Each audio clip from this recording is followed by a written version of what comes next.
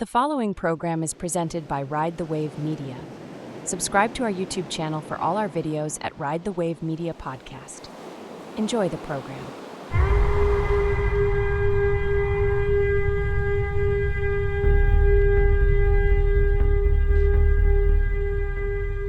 You are my first podcast. You're taking the podcast cherry.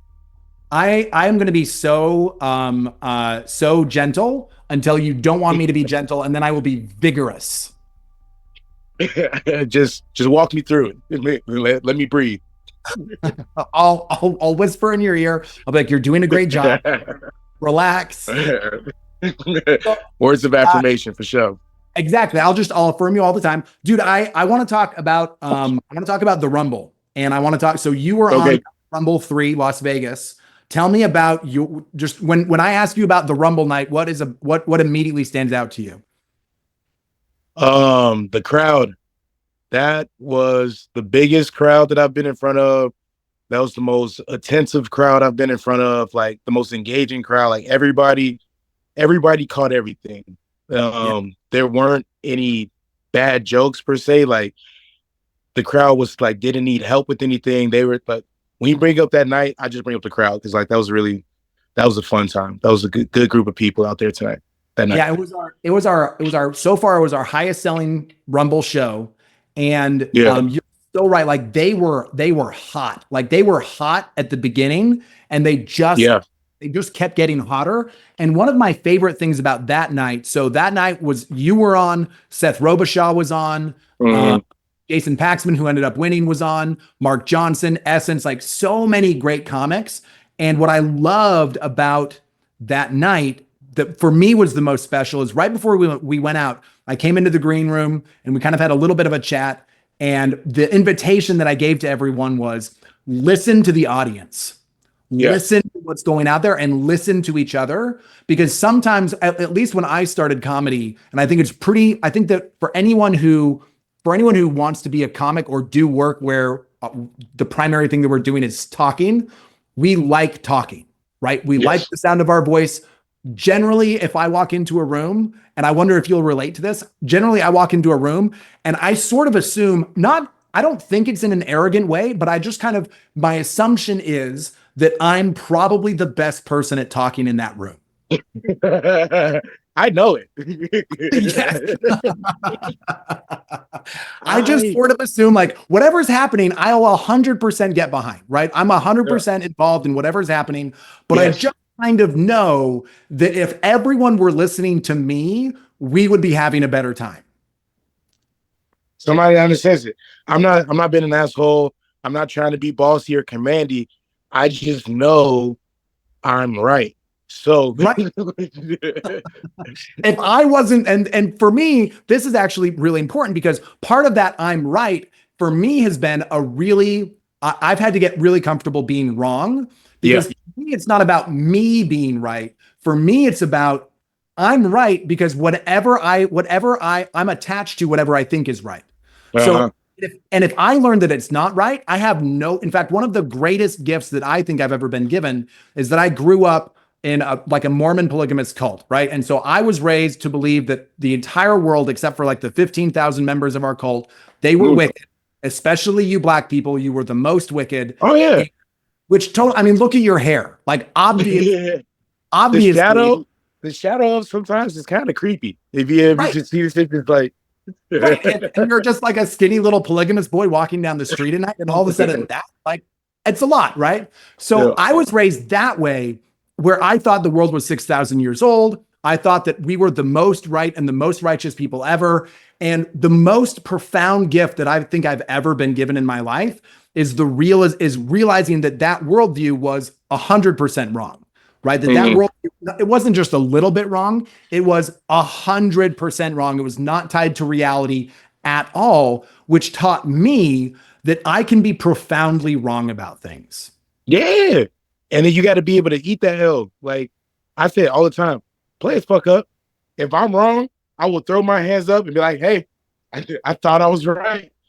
Right. Like, I'm not going to die on the hill. Like if I'm wrong, I'm wrong. No way. I will die on every hill until it's obvious that that hill is not the right hill. Yeah. And then I get off that hill so fast. Yeah. Fuck the hill. Immediately. I will flip my views so fast. Yes. Like the camera can pan over to somebody that I'm arguing with, pan back, I'm gone, pan back, I'm standing with them now. Like that's right. Right. And I honestly think that's probably one of the reasons why you and I are drawn to comedy, is that I think that comedy requires you to sort of have a simultaneously light and firm hold on your opinions, where it's like you really have to believe strongly in what you're saying, but you also have to be able to sort of bounce around to a lot of different perspectives. And also I've found too, this is one of the things I like doing on stage, is I found that it's really funny to be wrong on stage. Yeah.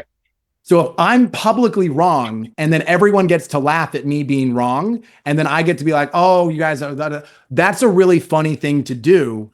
And I think it's actually one of the ways that I think comedy is pro-social, is that we get to see stuff like that acted out in public, where it's okay to say the wrong thing and then have that be funny because obviously I'm wrong. Like, it's a joke. Like, I tell people, come on, I'm joking. Like, that's my whole everything. I go up there, Mike, what are we really mad about? Because growing up, right, we weren't allowed to just have an opinion. We had to prove it. We had to, if we felt some type of way, we had to say why. And not even on top of that, we had to sometimes argue against what we believed in, so that way we can fully understand where somebody else is coming from. Like, do you understand why they will feel this way? So I wasn't allowed to have an opinion unless I can argue against it too. And so now when I'm dealing with people, it's like they can get not flustered or frustrated, but I'm like, hey, I'm arguing something that I already know what you're about to come at me with. So like it takes the air out the argument. Right. It's like, oh, you're such a know-it-all, you think you know it all. I was like, it's not that I think I know it all or I know it all. I literally have to, for me, even if I'm by myself, I have to prove myself right and wrong whenever I think about something. Like, why do I feel this way? How can I back up why I feel this way? And how can somebody think that I shouldn't feel this way too? So I already know. I'm just super prepared. I don't think I'm right. I'm just really prepared. And I love to argue too. I will flip sides just to argue. Oh, yes. Like, can we believe? And for me, it's really not even about the argument. It's like, it's about keeping the thing alive, right? Like what argument does, what comedy does, is comedy creates kind of like this thing that we all sort of see and get to be a part of, and we're bouncing it around, right? So if I can argue every angle of a thing, we get to go over here with it. We get to go over here with it. Now we get here, right? There's all kinds of different ways that we can make it funny. And like, you're such a master of that, when just going back and like looking at because I've been editing clips of the Rumble like all week. And so I've been sort of deep in the weeds. And first off, your first matchup against Michael Marcinio was easily some of the best 6 minutes of comedy that I've ever seen. Oh, yeah. The crowd was hot. Michael went up, crushed. You came out, crushed. And then we brought you both up there, and there was this like huge energy, right? This huge energy for both of you. And like Michael, it's like, oh, I did Michael, and I'm like, oh my God, I cannot imagine that Kyd is going to top this. And then he did. But one of the things you do in that set that I love is you talk about your confidence that you could 100% land an airplane, even though you have never flown an airplane and have no training. But you're just like, yeah, I could definitely do that. And when I say could, I'm not saying I can and I will. I'm saying there is a chance I could land the plane. Right. So don't take I'm like, I can do it. Like, yeah, anybody on this plane can do it. It doesn't mean it's going to be successful. Yeah. And but I'm strong enough to try. Right. I'm strong enough to try. And I think that really is, that to me, I think is the essence of comedy. And it's just like, let's try it. Let's see.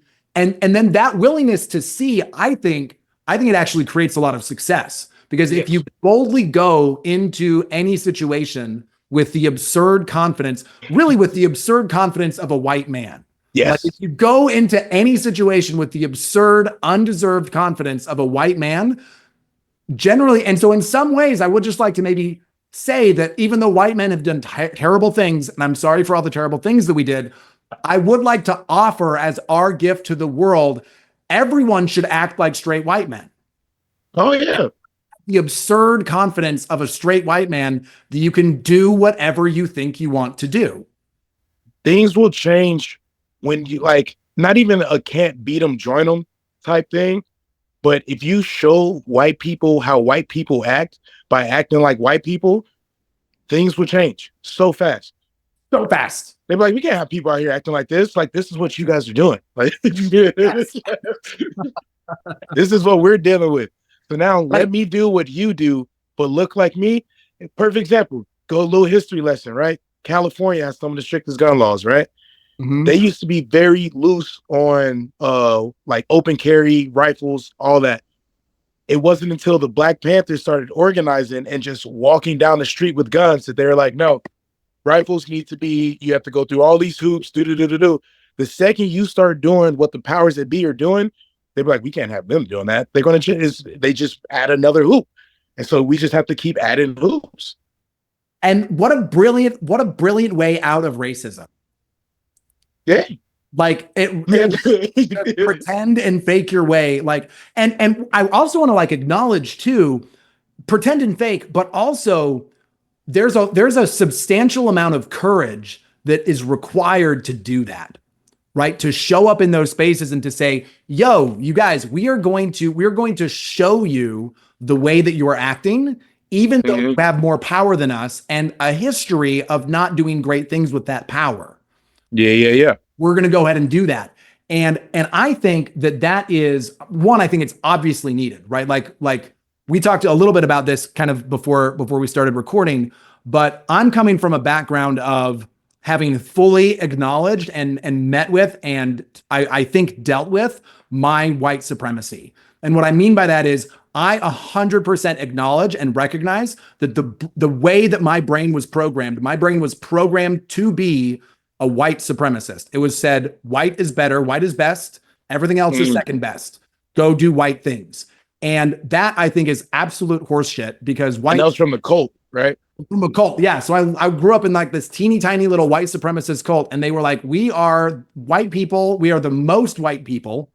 We're like white people dipped in bleach and, you know, slathered in flour.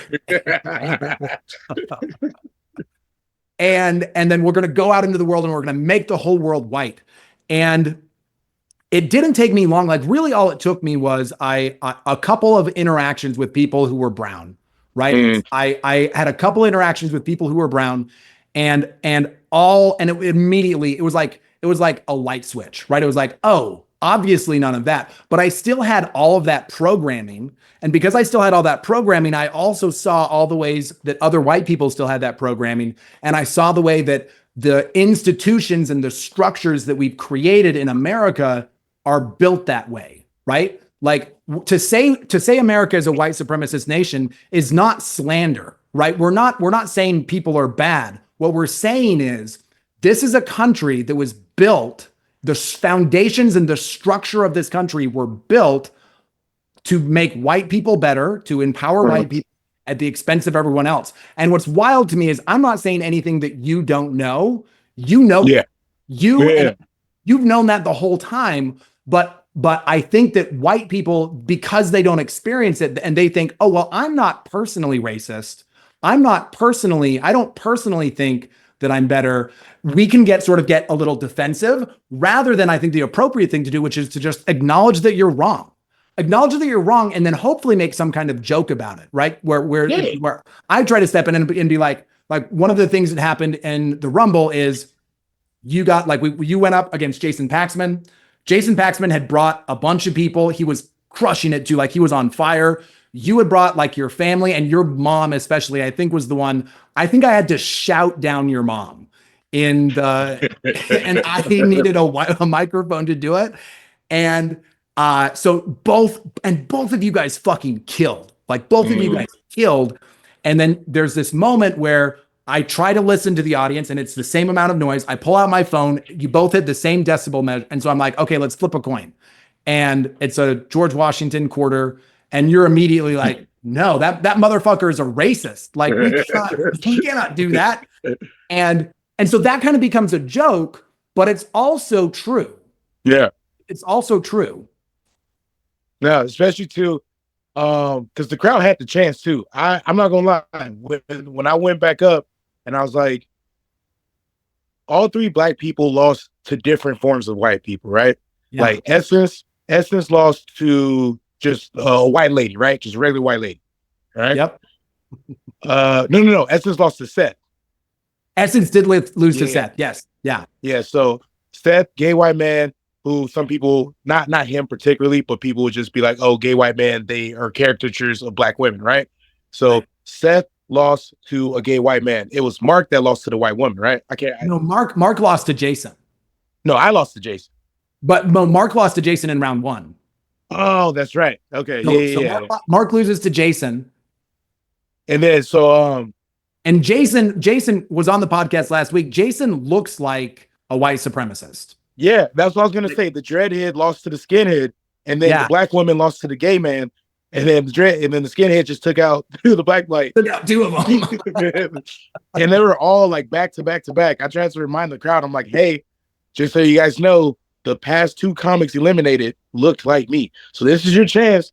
This is your chance to be on the right side of history. Somebody somewhere has to stand up and say, okay. Yeah. And the timing was even because not only was there, that was such a great moment too, right? Because, and what I loved about that, dude, is you were listening, right? You were listening. You knew what had happened. You were aware of, and not only that, you were also aware of, because not only was that happening in that moment in that room, but also the wider context is this is November 15th or 16th, right? So it's like 10 days after all of America looked at a competent black woman and an orange Cheeto. Uh-huh. They were like, you know who we would like? The orange Cheeto, please. Yeah, yeah. That had just happened. Why? Because he had the confidence. Because he sat there and he was like, I can fly this motherfucking plane. Yeah. He called and I'm in no way endorsing, supporting, whenever. I don't even like getting political, but when you just look at it, what it is, since 2016, Trump has been like, I'm going to be in the White House. He goes to a 16, he loses in 20. He says, I'm coming back. Not only am I coming back, we're going to try to take it over right now. And then for the past 4 years, Trump is everywhere. Trump has been on the campaign trail for the past 4 years. And he's like, I'm going to win. And then Kamala, she wasn't saying, I'm going to win. She's like, I believe we're going to win. I think I have a chance. Like we're going to beat him. She wasn't saying we're going to win. She's like, we can beat Donald Trump. She wasn't trying to win. She was trying to beat Donald Trump, which that would gave her the dub. But the fine line in between each one. And so like when we come in, when I do things, I have to be like, I have to think that I'm going to win. I've already have my celebration. I have my acceptance speech. I have whatever I like. The future I live in, I've already won. And so that's how I go up on stage. I've already won. I just got to do it now. And honestly, dude, I think there's something really powerful about the mentality of that, because what humans do, right, is we're these physical creatures, right? But we also are these mental creatures who have created, because we can't directly interact with the world that we live in, right? We have to do it through our senses and through so literally what's happening is every human is creating kind of a mental model of their universe. And whatever it is that you think is what you see. And so if you go into a situation and you think, I'm going to win, I will be successful. And it's almost to a maddening, like Donald Trump, again, don't really want to get political. I don't want to, especially like I do. I don't want to be seen to be endorsing that man. But what I will say is there are 2 things. One, his willingness to just go into absurd confidence and then act in that absurd confidence. And then double down on it. He doubled down, and he doubles down on everything, right? So let's take that skill and let's give it to people. Let's give it to all the other people, right? Let's give that energy. to the Kamalas of the future, right? And then the second thing that Donald Trump does really, really well, I think, is Donald Trump is really good at listening. He goes out to these rallies, and he just starts saying shit. And this is what he did in 2016. And like every good comic knows, that's what we do. The only reason that we're funny, well, we have a good sense for funny, but we're also constantly saying shit and listening to fans with other people. And so Donald Trump got to go in front of thousands of people and run his mouth and listen to which parts of what he said got traction. And then he just doubles down on those. And it doesn't matter if it's not. It doesn't matter if Mexico is actually going to build the wall. What matters is there are millions of people in America who love to hear Donald Trump say, I'm going to build a wall and Mexico's going to pay for it. It's a bit, right? He's doing a bit, and he's doing a bit with such confidence that he's actually now in the White House. He confidenced himself into the world leader. Yeah, he did. And if Donald Trump can do that, I think that you and I and the rest of the people who are involved in Comedy Rumble and the rest of all the comedians of the world, I think that we can confidence our way into a world that's racist. Yeah, that's fair play, that is taken care of, or fly an airplane. Yeah, exactly. 100%. I think that. Oh man. I feel like we got on a line. I'm trying to bring us maybe back to, so there's this coin toss. Oh, I wanted to talk about the energy of the room, right? So we're in this point. I've watched the recording so many times, and there's this moment where, in fact, maybe do you want to watch it with me? Okay. Let me see if I can pull it up. Comedy Rumble Las Vegas, Rumble 3, round 2. Let me see if I can share this.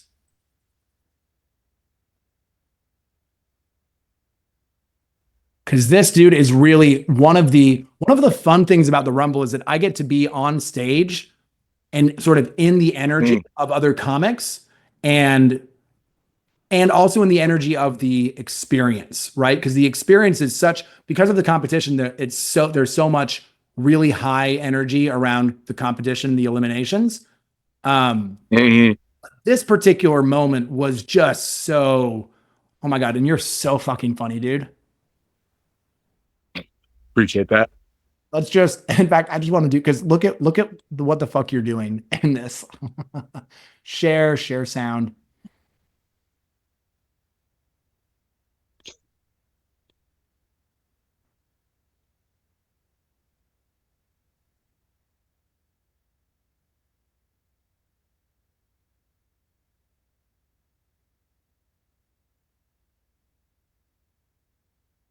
And your sound went away, brother.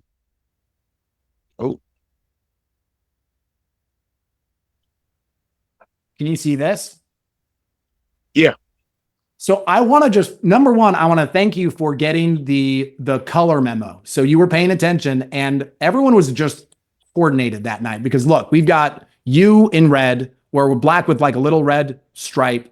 Her name's Alex. I met her after the show. She's sitting on the front row, bright red hair. We've got a dude in a red hat over here, which looks kind of MAGA, but it wasn't. It was something else, but it is kind of funny that it's red right there. But look at, just watching you is such a treat. What? I don't want to KJ. What? Wonderful. Two, I'm really good at sitting grouches. Wow, stay your way. We'll have fun. Game. That's right. If I'm really gonna kill these winners, let's go your racing. So one, just listening to them, right? You are crushing it right now. It's so fun. And then we get to, you keep going, you're hilarious. Then we get to, where is it? Okay, so then I come up. And again, red. Listen to how it is. And then I'm like, get back here. Good shit. I didn't hear you. You're all that. I really did not hear you. I know, because your brain was doing something way more interesting. I was already at 5, and I'm like, I did what I needed to do. I can go do whatever now. Yeah. So then you're back up. No, white brain is your brain. Okay. Oh God.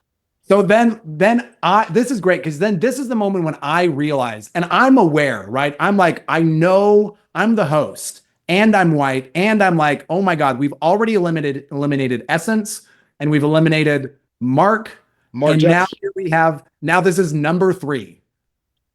And so I prime them, I'm like, y'all, like, pay attention. I'm so glad this is not my job right now. So I'm just welcoming the one who's already done. Well, all of us have already gone. Let's make a vote here. If you would like to see Jason go through the round play, make some noise.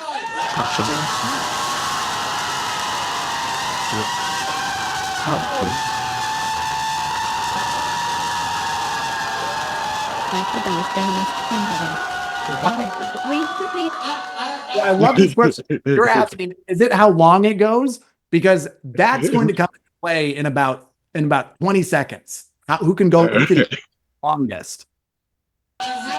Which, number one, amazing energy for Jason, right? And Jason had come out. Jason had done. He'd killed. He'd been doing a great. So he'd. And what I loved the most about this Rumble is, and we kind of referenced this earlier, but everyone did their job. Like every single comic showed up and did their best. And because of that, we all collectively got to have a fantastic night, which I was. Nobody left. Nobody left. Everyone was there. Everyone was like in that. And it was such a magic energy to be in too. Like it felt like there were so many moments where I felt like I was floating. Yeah. Like when I was going up there, again, this was the biggest crowd that I'd been in front of.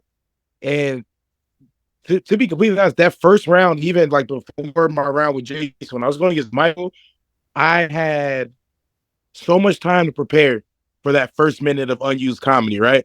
And then like 2 days before the actual Rumble, I finally got an idea of something I can say. And so I'm not even really listening to Michael's round as he's going. Like I'm paying attention, but I'm just sitting there like just going over my joke, because the second the lights hit me, I lose like the first 10 seconds of my joke. And then I just like go from there. But I was like, okay, I'm gonna say this, I'm gonna say this, I'm gonna say this, I'm gonna say this. And then I was listening to Michael, and he said something about having the confidence to do something. And the whole joke that I prepped for the past 3 days, I was like, I'm not doing any of that. I'm not confident in that joke. Yeah.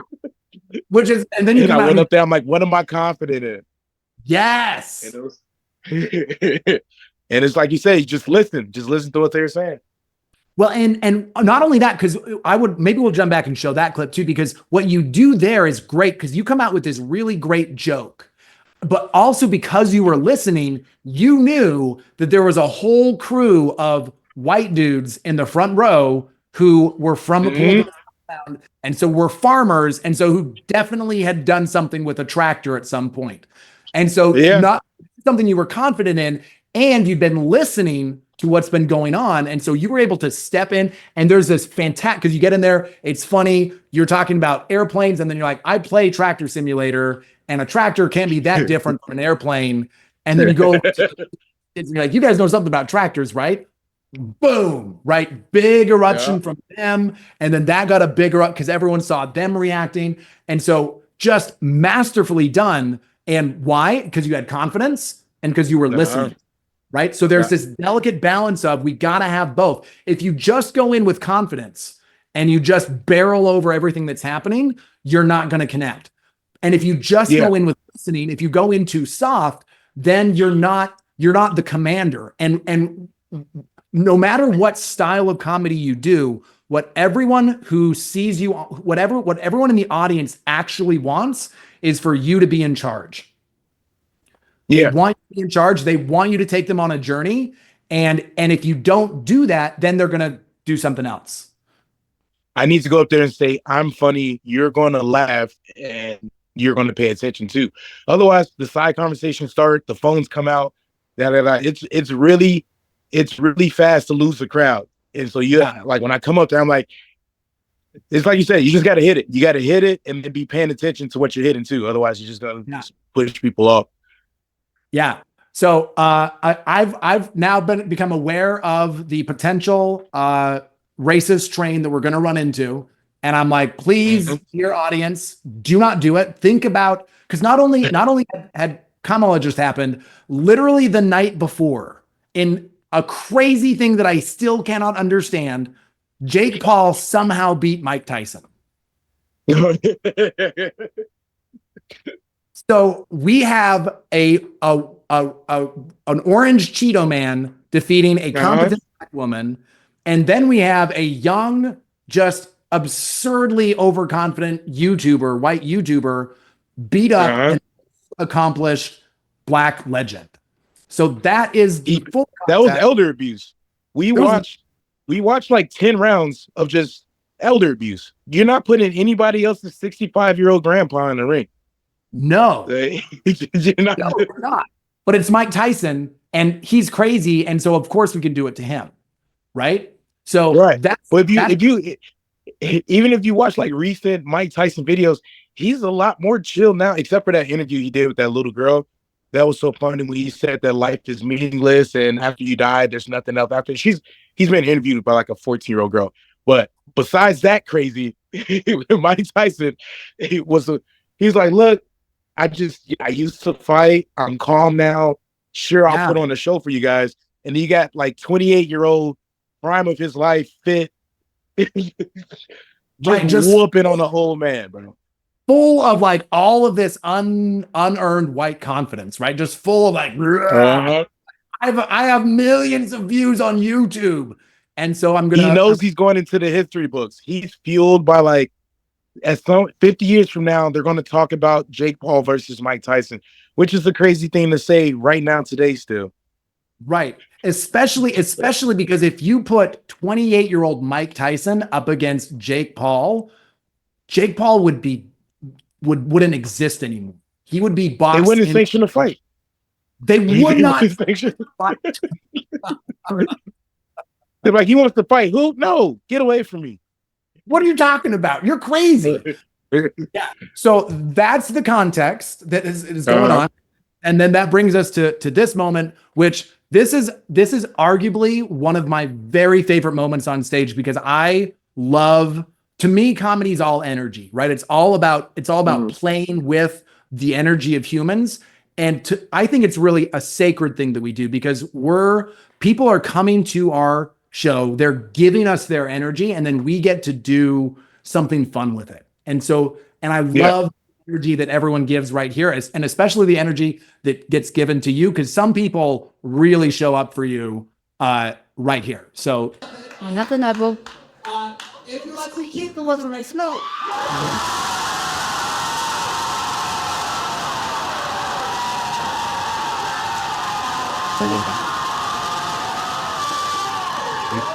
Down.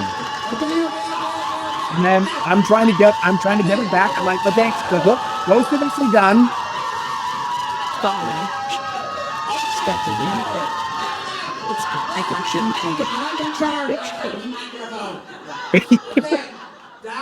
He said, I have the microphone. I have the talking stick. I am in charge. Such a great moment. And then, so all of that gets out, and then I feel all of that. And so I was like, that's really intense. So it pops.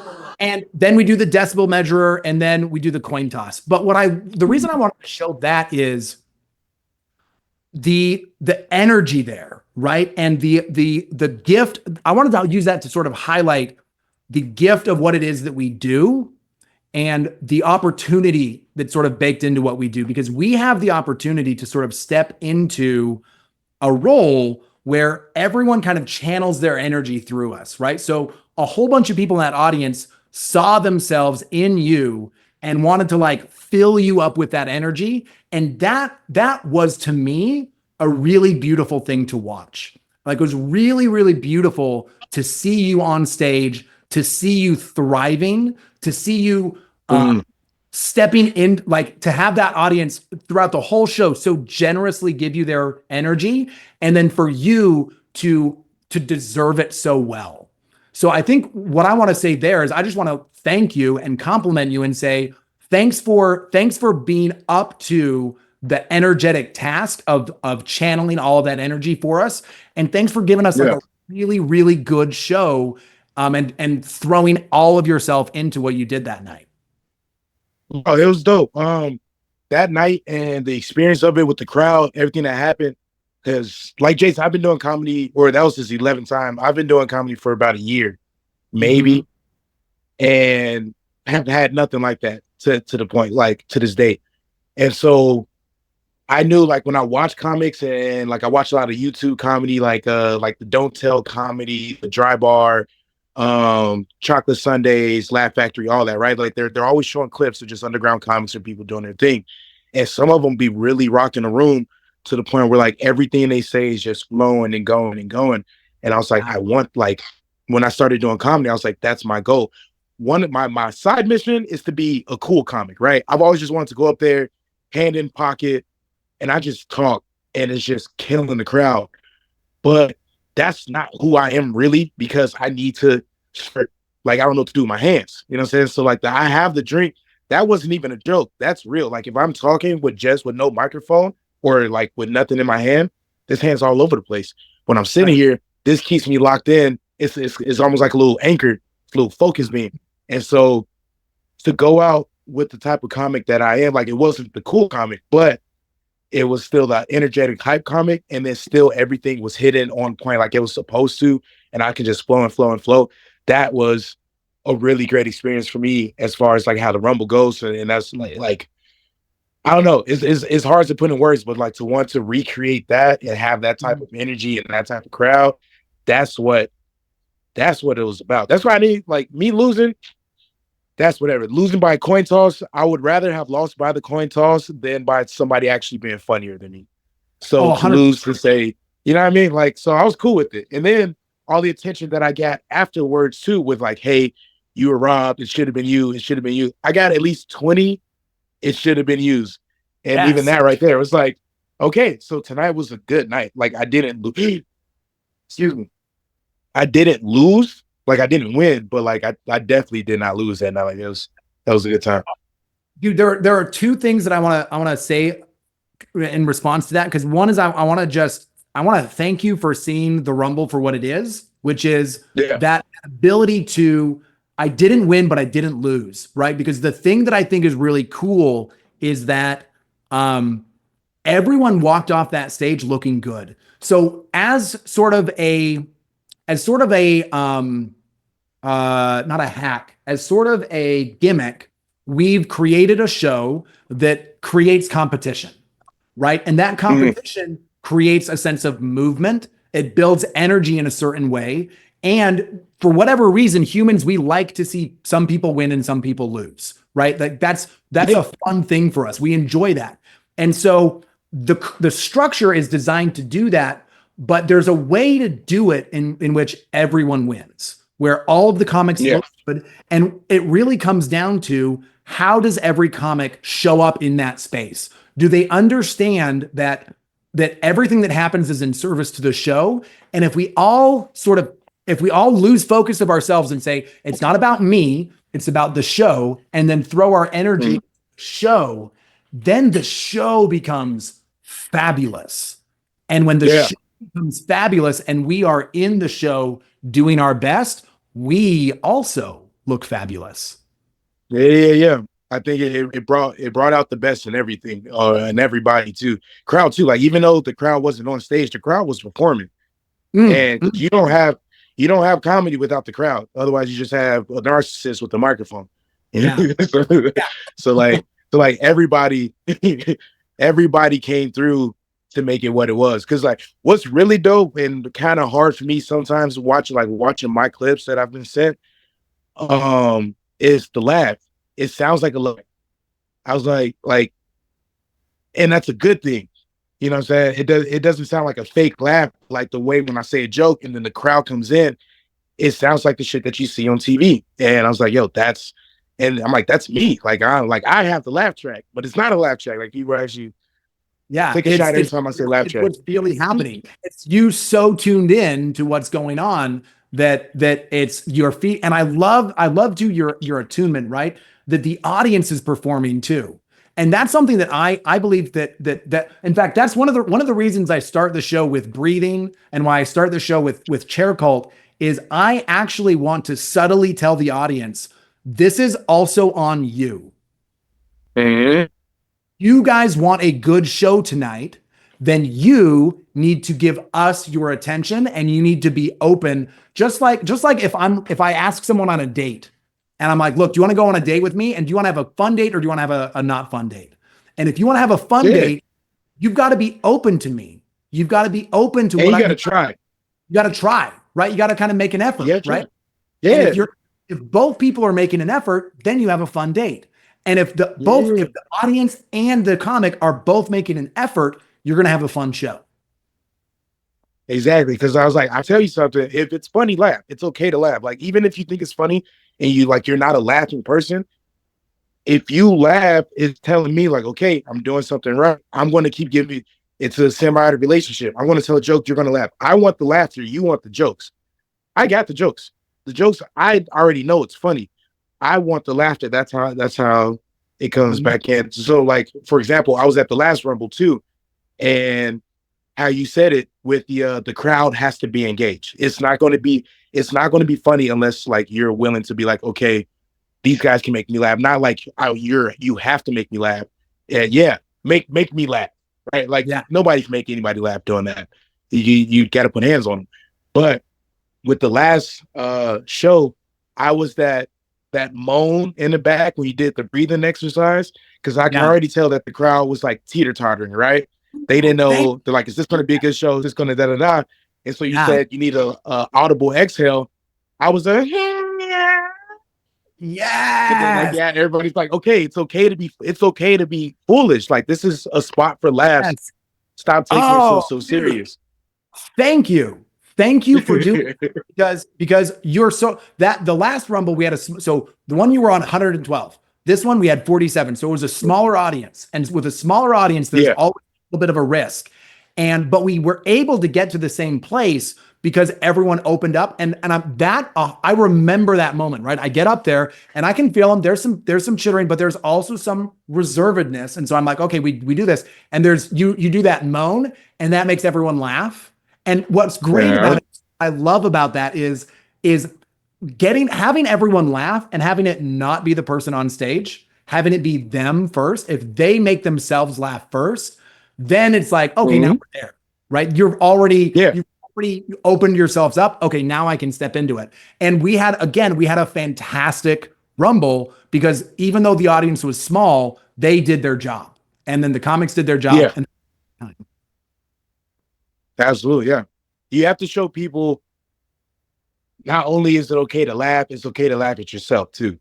Like, I've been to a few comedy shows, like Chico Bean, for example, from Wild 'N Out, where like, buy tickets is sold out. They're in front of like 2, 3, 4, 5,000 people, whatever. And the comic will ask a question and I'll answer, but I wasn't actually like listening to like, I said something wrong. And the comic, oh, this dumbass nigga, like, I'm laughing still. All the people around, like a lot of people will be embarrassed or get mad. Like, you know how hecklers, they get offended when the comic throws something back at them.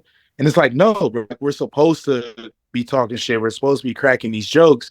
And so even when I interact with like bigger comics and I say something and I'm wrong and it can be embarrassing, and now he goes off on like a 3-minute joke where he's roasting me, I know one, he can't even see me. 2, he doesn't know who I am. I'm probably never going to see him again. And 3, all the people who are around me laughing at me, I don't know them. They don't pay my rent. I don't give a fuck about these guys. So they can laugh at me all they want. I'm about to go home. Like, at the end of the day, I'm going home. And I had a good time at the same time. So like, people have to realize comedy is really, really tough. I used to make music and I've performed, like I've gone to different states to do concerts. I've opened up for people. Music is, I don't want to say easy because that's disrespecting a lot of people in the craft of what they do, but there's a lot more room for error when you're performing music, right? In comedy, you have to be so on point that you need that crowd to also come through for you. It's like, okay, I'm doing my part. I need you guys to come through on here and be like, hey, this is going to be a good time. You guys got to step in too. Yeah. I love that. That's such a sophisticated way to think about the audience. And I think that's why you connect so well. The other thing I want to keep us on track because we're about out of time. The other thing I wanted to just talk about real briefly was what kind of what you said about that having been your biggest crowd and sort of it was sort of a new level for you. And that is, I love that you said that because that's literally the reason why I made the Rumble. Is that when I started comedy, I started doing open mics, and then I got lucky because I met a guy who coached me. And when he coached me, he was a little more a successful comic, and so he had shows on weekends where he would put me on to open. So I got the opportunity about 3 months into my comedy career of opening for a hot crowd on a Saturday night, and that changed me. Because suddenly it was like I'd been kind of playing down in the foothills, and then all of a sudden I was up on the mountaintop and I could see. I was like, "Oh, this is the level where it can be at." And so then when I went down into this sort of other area where it's an open mic crowd is just different than a weekend crowd. I still had this memory, right? I knew what that sounded like, so I could sort of play with it, and it helped me kind of move along. And what I wanted to do with the Rumble is I wanted to give other comics who were like me, who were starting out, who maybe didn't have the cred or the relationships or whatever it is to be able to get on a weekend stage. I wanted to say, if you'll come here and you'll bust your ass and you'll do work and you'll throw your energy into this thing that I've created, you will get the opportunity to step onto a hot weekend stage, and you'll be able to feel what that feels like, and you'll be able to experience what that does for your craft. And that's dope. The Rumble definitely has the opportunity there for people to do. Like, I had to make a new Instagram after the Rumble because my personal Instagram is set to private. I really don't like. I like interacting with people, making friends, whatever. But I've learned that like you got to keep the good stuff to yourself, right? You like this world. There's a lot of people out there who just they don't hate you, but they hate that like you like they don't have the happiness, whatever that you have. When you're showing things and you're sharing your happiness, there are people that try to take your happiness away. So I keep my personal profile private, and that's for people who like actually know me. I want to talk to these people. I was close to adding like 20 or 30 new people on my personal page that I'm like, no offense, I'm glad you guys like me. I'm glad you guys want to follow me. You're my fans. I don't want you in my personal life. I just want you to know me as the no Kyd Q. And so I had to, and that's because of the Rumble. And so what you're doing, like, I appreciate that because every week you get, or not every week, but every Rumble, you get a bunch of comics that somebody probably hasn't heard of. And there's a lot of talent out there. It's just the market's so flooded. There's so much talent out there in the Rumble. If you do it right and it's executed right, you put the work in and the crowd's there, you have a real opportunity to build momentum. And you can't dictate where you're going, but you're definitely able to push the direction that you want to be in. Like a little boost. And the universe will do the rest. And what I love about it too is I'm sort of coming at this from a perspective of if I am disciplined and intentional in the way that I give and create opportunities for other people, that will be good for me. But that me giving to other people will sort of create this energetic movement that will then come back and it will lift me up as well. And so being able to really focus on that, it's like an energy orgy. Exactly. Exactly. Give and receive. Give and receive. And what's beautiful about that is I have endless energy for giving. If I believe that my giving just naturally is going to bring me the things that I need, I have endless energy for putting people like you on shows. I have endless energy for creating opportunities because I agree with you. I go to open mics and I talk to comics and I see these people out here and there are, especially in the local comedy scenes that I've seen in Salt Lake and in Las Vegas, there are incredibly talented, funny, and hardworking comics that some people will never get an opportunity to see or experience because because right now they're on this level and they're not like selling out stadiums. But who says you have to sell out a stadium in order to be funny, right? In order to have a cool, awesome experience, you don't have to go sure, fucking go to a stadium if that's where your favorite comic is, but also recognize that you could come to a local comedy club and with the right structure, you could see incredibly funny shit. Funny shit. And it's just people who live in your neighborhood. It's just people. Yeah. And you never know what you're going to see. I went to a mic one time. It wasn't the open mic. It was the Dirty at 12:30 at South Point, right? And I don't know how they find people to go on there. So I was just there in the crowd. And this ventriloquist comes up here, right? And and I'm excited because I'm like, all right, this is dope. You know, every form of comedy is something. But the way he's doing it is he's not not moving his mouth. He's just covering his mouth. So he has the parrot or whatever the fuck's on his arm. He's like, so how's the weather today? Oh, I don't know. The weather's going pretty nice. And I'm like, yo, this isn't real. And so the crowd, no, at first there's a couple laughs at first because they think it's part of the bit and he's going to jump into it.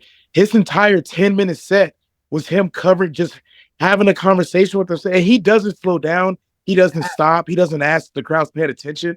I'm the only one in the crowd laughing because you know how much of a I don't give a fuck you have to go up there and do bad ventriloquist for 10 minutes. That's funny. Everybody there was mad because they felt their time's been wasted. I'm like, yo, this is hilarious. Even if he did waste their time, wasting someone's time with bad ventriloquism at an open mic at 12:30 in Las Vegas is a spectacular joke. That is spectacular. And his ability to just fucking own it and be like, yeah, this is what we're doing, y'all. Yeah. Oh my God. He's like, no, I'm talking, and then I'm also talking. And then the parent also talking. Dude, I've had so much fun. I do want to wrap us up, and I like to wrap up by asking 2 questions. And then I'll have you, if there's anything you want to pitch, you can pitch it, and then we'll wrap it up. But on the subject of the apocalypse and the end of the world, I sort of think, I look out at where we're at in America, and to me, it looks like we are in the final acts of the United States of America season 12 or whatever. Okay. And like all good seasons, there's going to be something cataclysmic, something crazy. But I also think that there's a lot of opportunity when things get crazy like they are right now. And I think that the opportunity is that when things sort of get fuzzy, we can kind of remake the world. And so what I'm interested in is, do you sort of see the fuzziness in the world? And if there was a way where you could, if there's something from the old world that you could sort of let die or be remade into the new world, what would you want to, if you could you're the king, you get to speak it into the microphone and it becomes real. What is that thing? From the old world to the new world? Yeah. What's the thing from our old that needs to kind of go into something new? I think there needs to be more street fights. Yes. Tell me more. Yeah, I think people getting arrested, if it's too considered, I would even say duels. You know what I mean? Yeah. 1 second. Oof. I'm getting a call and I don't know why. Can you hear me still? Is everything nothing's interrupted? Yeah. So okay, yours, bring duels back. Yeah. Let's start with street fights. Let's see how that goes. Because it used to be, you go out, you bump into somebody, something happens, disagreement, whatever the case is, right? You go out there, street fight, and then at the end of the day, you go home. It's all good. Now, if you find somebody, you both get arrested, you both go to jail, boom, boom, boom, boom. If there was a threat that you might have to get into a fight more prevalent, I think the world would be a better place. I because 100% when everybody agree. had a revolver, when everybody had a revolver on the hip and at any minute it can be like, hey, when that clock strikes 12, we're going to shoot at each other. There was less drama. Like, this guy might shoot. You know what I'm saying? There should be. I think we need less laws. I think we have gotten too soft as humans. We are too comfortable. We think that death is bad. And I think that I don't like it when people die. I think that is a sad thing when people die. And I think that people could die and get hurt more if people died and got hurt, if there were more immediate consequences for stupid behavior, the world would have less stupid people in it. And so I think a street fight or a duel is a fantastic, we would have fewer dumb racists if there was a consequence for being racist. Like if I'm not walking down the street, I'm not casually racist to a couple of, to someone who looks like you, because you're going to beat the shit out of me. You're going to punch somebody in the mouth. You're going to punch somebody in the mouth. Right. If you think you're going to hit in the mouth, you're not going to say anything. Right. I love this. Okay, great. So for a second. What are you going to things, teammate? Okay. I'm sorry, but can I get like 30 seconds real quick, brother? Go ahead. Yep. One second. Y'all leaving right now?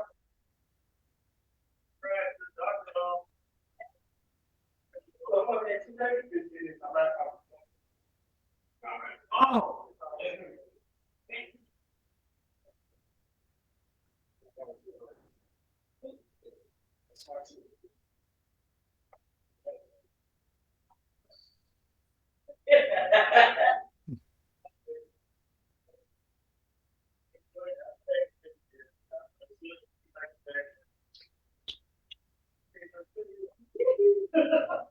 You don't care. Yeah, go now. Hey, President.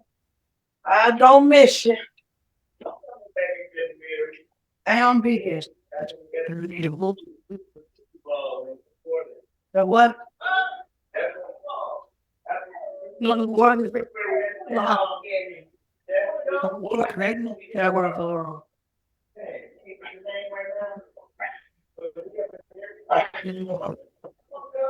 Sorry about that, brother. I got family leaving. No problem. I'll make a note of it, and we're about wrapped anyway. So I want to let you go. So second question is, if this apocalypse goes south and we have to like start surviving in crazy ways, what apocalyptic skill do you have that you could teach me? That I can teach you? Yeah. We can shoot dice. I'm a really good like dice shooter. So if we need to gamble from resources, I'll keep a pair of dice on me. And Love so this. you gotta throw, you gotta snap. There's a snap involved when you're throwing dice. And that's just that gamble. So that's the limp wrist. It's gotta be tight. You can't don't limp wrist it. It's the whole It's the you black people like channel your inner cultist. Love this. Okay. Throw it. After the, and they hit it with a snap. It's just like I got a case of water. You got a banana. Somebody's going home with both. I'm going home with both. It's you. Yeah. Hopefully this time. Definitely not the coin toss. From now on, you will be, because we will only have non-racist chance things involved in Comedy Rumble. Dude, it was so fun to have you on the podcast. Where can people find you? Is there anything you want to promote coming up? Talk about yourself for a little. So Kyd Q, that's the name. Don't wear it out or do. You can follow me on Instagram, Kyd Q Comedy, all one word, KYDQ. Next week, which is December 10th, there's the Hand-Me-Down Mic at Sohn Las Vegas, SOHN. It's hosted by my good friend, it's George Luisful. It's a once-a-month mic, but it's mostly a comic mic, but they have it open for poetry as well and spoken word. And it's a real dope venue. It's in the attic of this like little vintage clothing store. You go upstairs, it's a small room, probably 30, 40 people, and it sells out every month. It reaches capacity every month. So if you want to go, you got to get there quick. They do it once a month. December 10th is this month. And then I'm co-hosting the January event too. We don't have a date for it just yet, but if you follow on Instagram, it's George Luis Fool and Hand Me Down Mike at Hand Me Down Mike. You'll get all the details for it. And it's a really dope show, more local artists, familiar faces that you've seen. And it's just a good way to push the community forward as far as like everybody coming together. And again, it sells out every time. So if you want to come up and perform in front of 30, 40 people for sure, guaranteed, this is the place to do it. Awesome. Cool. I'll grab any links that you have from those and share them in the show notes as well. For me coming up, this is probably coming out on Friday, December 6th. So tonight I've got our comedy rumble in Salt Lake City at the Rickles Room at the Wiseguys. It's at 9:00. That's going to be the first one of our winter season. So we've already done the fall season and wrapped it for Comedy Rumble up here in Salt Lake. We're kicking off the new winter season tomorrow night or tonight, because we're recording Thursday tonight, December 6th at 9 p.m. at Wiseguys in Salt Lake. And then next Sunday on the, I think it's the 15th. Let's see. Yep. On December 15th, I'll be back in Vegas for Comedy Rumble 5 at 9:30, the Wiseguys and in the Arts District again. So if you want to come out and check out that show, it's going to be super sick. And again, you can always follow me at the Fresh King Benjamin on Instagram, TikTok, and YouTube. And that's it for us today. So thanks for coming on, man. I appreciate you. Hey, brother. Thank you again. Thanks for the opportunity. Shout out Comedy Rumble, brother. What you're doing is you're putting your stamp on whatever. There's not much that we can do in this world that we have control over. And what you do have control over, you have full control over. And it's really dope, brother. You're doing a thing. Thank you. Awesome. Thanks. I appreciate that. I feel that. Talk soon.